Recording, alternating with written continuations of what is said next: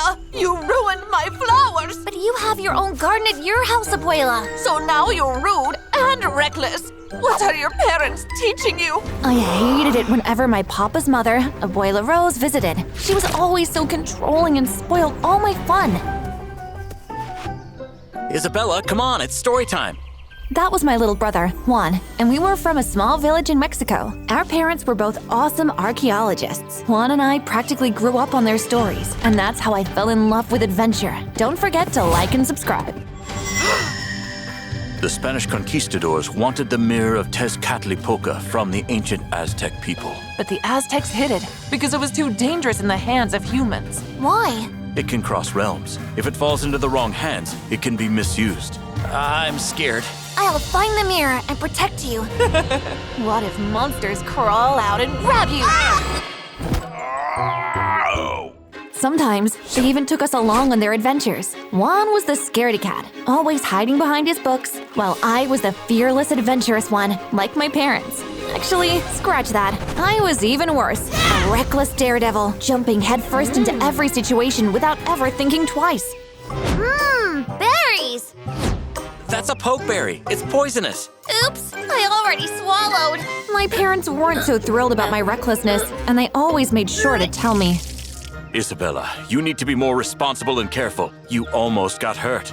Of course, Papa. Well, let's just say I learned my lesson for just about 5 minutes. Race you to the top! No matter what I did, they loved me so much, and home was fun whenever Abuela wasn't around. When she was always arguing with my parents about money. The kitchen window has been broken for days. It needs to be changed. I'll fix it tomorrow. It's cranky. It has to be changed, not fixed. Just like her.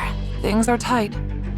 Then work harder to make money. You know you still have a choice, right? You can still use Never. It's too dangerous. What were they talking about? As Juan and I pressed harder against the door, it swung open, and my parents were glaring at us. We didn't really hear anything. Right, Juan? What have I told you about lying, Mia? Fine. I'm sorry, okay? I was just curious. Don't eavesdrop on us next time. We discuss adult things children shouldn't hear. Fortunately, Mom and Dad weren't really mad at Juan and I that night. But in the following days, I caught Abuela snooping around in Papa's study room a few times where he kept all his research papers. Oh, Isabella, I didn't see you there. Are you looking for something, Abuela?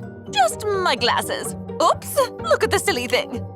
It was really suspicious, and on the day I wanted to tell my parents, they received a phone call. 1 minute, honey. You're hurt? Don't worry, Gerald. We'll come get you. Darling, Gerald fell from a tree. There's no one around him. He needs our help. Okay, let me grab the car keys. We'll be back, Mia. Take care of Juan. In a flash, they were out of the house, hurrying outside the village. Little did I know that that was the day my life was going to change forever, because they never came back. Juan and I spent the next few days asking everyone for them and looking everywhere. Mama! Papa! But unfortunately, our efforts didn't pay off, and a few days later, Abuela came over and made us move in with her. It was the worst thing ever. She came up with a whole list of ridiculous rules that Juan and I had to follow. No laughing too loud? How do you control that? You learn. It's about time you children understand the word discipline. My adventure days also came to an end because we were not allowed anywhere outside the village. Abuela made sure the entire village was always watching us. It was like she didn't even care that Mama and Papa were missing or us going out and searching for them. Whenever I asked, it was always the same answer. Don't worry. They'll be found. What if they're not? We have to go out of the village and search for them. They were captured by some bad men who are also looking for us. We can't risk going out. How do you know this? Which bad people? Mind your business, Isabella, and stay out of big people problems. Abuela was so unbelievable. To make matters worse, I noticed that she was meeting a strange, fancy man every night. Who do you think he is? Maybe that's the cop looking for Mama and Papa. He looks too fancy to be a cop. The next day was Dia de los Muertos. You know, the day when we dress up like skeletons and celebrate our dead like in that movie Coco? Yeah. I noticed Abuela and the strange man again and followed them. Of course, I blackmailed Juan into tagging along. Come on. What if something gets me on the way? Like snakes? Fine, I'm coming. But if anything happens, remember I warned you. Yeah, whatever. Together, we crept behind them all the way to my parents' house. What are they doing here? Only one way to find out. We waited for them to go in before we tiptoed in and found them ransacking Father's study. He said it was here. Maybe he was lying. Not possible. He and his wife will do anything to see those kids. Oh my god, Abuela knew where my parents were. No wonder she was acting strange. As we watched them, I suddenly felt the floor move under my feet. It was a hidden trapdoor. We opened it and found a journal and a map. They belonged to Papa. Juan and I didn't waste any time going through them. Remember that story Mama and Papa told us about the mirror of Tezcatlipoca? Yes? It's real. They found it. I think that's what Abuela and that man are after. This has to be the map to the mirror. I bet it can lead us to Mama and Papa. We snuck out of the study to our old bedroom and dusted off our trusty backpacks and filled them up with all the clothes and gear we used on our previous adventures with Mama and Papa. Then crept to the kitchen and got some snacks, but on our way to the door, Abuela and her friend bumped into us. Oh my god, we were in so much trouble. What are you two doing here? Hi, Abuela. We were just looking for… A toothbrush. I lost it the last time I was here. A toothbrush? At this time of night? Suddenly, a grappling hook dangled out of Juan's backpack. Don't tell me you're leaving the village! Run! I grabbed Juan's arm and we raced out of the house right into a dense forest where we came across bandits. That old woman better find that map. I can't wait to get paid. And me too. They're working for Abuela. I have to deal with them. What? Don't even try to do anything crazy. But before Juan could stop me, I'd already gotten out a jar of hot sauce from my backpack. Remember the time you had this? Yes, I spent hours in the toilet. Exactly. Can't have them chasing us, can we? I crawled over to the pot of food they had over the fire, about to dump it all in, but I stepped on a twig, suddenly alerting them. Oops.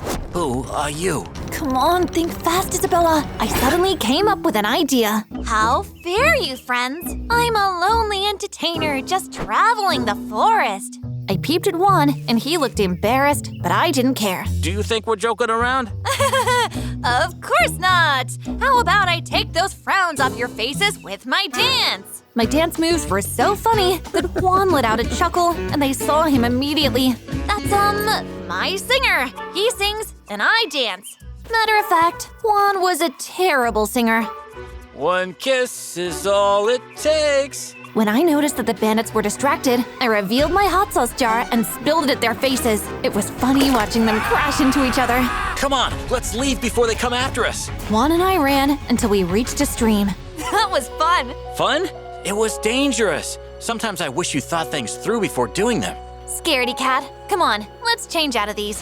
Juan and I changed into another pair of clothes, then I got the map from my bag and we studied it together, then ate a few snacks and continued our long journey. And boy, the things we saw. Snake! Ah! This was a bad idea. It's too late to turn back now. First snakes, then an alligator. Run! I wonder what's next. Just great. Come on, let's keep walking before they see us. That night, we found a small abandoned hut where we decided to rest, but the next morning, a loud sound woke us.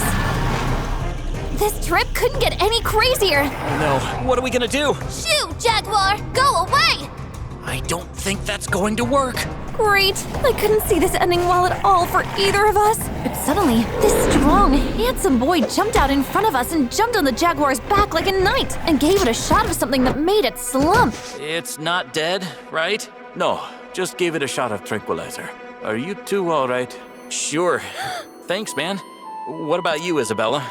You're really good at catching jaguars. I think I fell in love right there. He was so handsome, like a fairy tale Prince Charming, and so strong. I mean, look at his biceps. I bet they felt like a tree trunk. I could picture myself melting like butter in his strong arms. Are you a magician? Because whenever I look at you, everyone else disappears.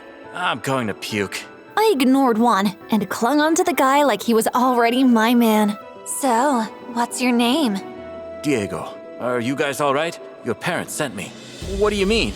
I'm part of the research team. They sent me after you, saying something about bad men and an evil abuela. Luckily, I bumped into you here. Oh my god, are they all right? Can you take us to them? They're all right, but I lost them. Wait, how do we know you're telling the truth? This. All right, we have a map leading us to them. You could tag along. What map? Can I see? Isabella, can I speak to you for a moment? Juan pulled me to the side, and he looked really worried. Don't you think it's weird that he showed up when a jaguar was about to attack us and now he's asking for the map? You're too paranoid. He showed us proof. I don't trust him, and I think I'll hang on to this. Whatever, I trust him. Much to Juan's disapproval, Diego stuck beside us throughout our journey. I was happy about it, but of course, Juan wasn't. How did you even learn to do that cool move on the jaguar? I bet you had the coolest martial arts teacher. He only tranquilized it. In a few days, we got to the end of our journey, reaching the old Aztec ruins on the map. Holy smokes! I can't believe my eyes! I'm standing right where Aztecs used to live centuries ago. Someone pinch me. Ow! Not literally. Juan, Diego, and I explored the ruins for a while until we found a hidden chamber. The paintings are so beautiful. Suddenly, we saw eyes glowing at us from the shadows and huddled against each other, scared. I have a bad feeling about this. They're just bats. They're everywhere. We should get out of here. Come on. We followed Diego out, and the next place we found ourselves in was a palace. Whoa. Hey guys, what's this? A sunstone, the ancient calendar of the Aztecs. I wonder what it does. I think I saw something like that in Papa's journal. As Juan went through Papa's journal, Diego joined him, and it made him mad. Hey man, stay in your lane. Sorry. Don't worry, you can join me here, Diego. Look here, it says we need to turn the stone counterclockwise 3 times, then clockwise twice. What's happening? Immediately, the altar before us started to part, revealing a golden box. As soon as it finished, the rumbling stopped. Holy smokes, it's the mirror! Oh my god, I can't believe it. I bet it can show us where Mom and Dad are. As we talked, we didn't notice when Diego snuck up behind us and shot tranquilizers into our backs. Diego, what are you doing? The next time we opened our eyes, we were tied up. Diego was right in front of us, smirking with the mirror in his hand. Diego, I can't believe you betrayed us. You shouldn't have trusted me. I warned you. You're so reckless. That's why we're in this mess. You never stop to think about the consequences of your actions or anything. It's always about you. Juan's words shocked me, and I felt so guilty about everything. I'm so sorry, Juan. I'm so sorry. Before Juan could say anything, Abuela and the bandits from earlier walked in, dragging my parents behind them. Mama! Papa! Kids, you shouldn't have come here. You led that traitor here. He used to work with us until he was paid to betray us. Still mad about the fake phone call. Relax, bro. It's not over, Gerald. Wait, his real name is Gerald? Like the guy that called you saying he was hurt? Jeez, what else was the guy lying about? Enough! Where's the mirror? Diego strolled over to Abuela and gave her the mirror like he was her minion. What do you even need it for, Abuela? I owe Senor Garcia a debt. He's paying me millions of dollars for that mirror. Think of how rich we're about to be. Don't listen to her. The worst thing I ever did was tell your Abuela about the mirror. No wonder she was always snooping around our house. You never listen to me. This is why we always argue. They started arguing, and I used the opportunity to reach into my backpack for the knife I had packed earlier. When I noticed they weren't watching, I cut my ropes and Juan's. Thank you. I'm really sorry for not listening to you, Juan. I'm sorry for yelling at you too. You were right. I'm too reckless, which is why I need the smartest person I know now. Can you come up with a plan to get us out of here? Yes. Now that everyone's watching Abuela and Papa argue, go over to the sunstone and twist it. I'll grab the mirror from Abuela. I crept over to the sunstone and twisted it, and the ground began rumbling again. Everyone panicked. The building is about to fall! Juan ran over to Abuela and snatched the mirror from her hand. She tried to fight for it, but the ground's rumbling scared her and her men away. I've missed you, kids. Your evil Abuela kept you away from us just to blackmail your papa, her own son. I had to tell her where my journal was. Luckily, you got to it first. We learned from the best. That's my kids. Come on, let's go home. We know a secret way. Mama and Papa led us out of the ruins through a narrow passageway, and we immediately went to the town nearby, where we reported Abuela and her cronies to the cops there, getting them arrested. After everything, we returned home, and my parents kept the mirror safe in a place where no one could ever find it. We came back to living as one big family. At the end of my adventure, I realized that I had learned a valuable lesson: the importance of patience and teamwork. Sure, my reckless tendencies got us into trouble, but it was working together with Juan that got us out of it. Oops, someone's knocking. I believe you have something of mine.